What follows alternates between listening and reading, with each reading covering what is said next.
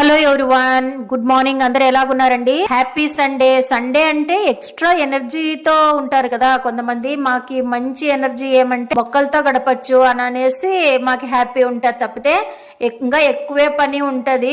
ఇంట్లో టిఫిన్ చేస్తా ఉంటే ఆటోలో నుంచి సౌండ్లు వస్తున్నాయి అనమాట. అంటే మైక్ పెట్టుకొని అనౌన్స్ చేస్తా వస్తారు కదా, అట్లా వచ్చినారనమాట. బియ్యం కావాలి, బట్టలున్నాయి ఇవ్వండి, అనాథాశ్రమం మైదుకూరు నుంచి వచ్చినారంట అండి.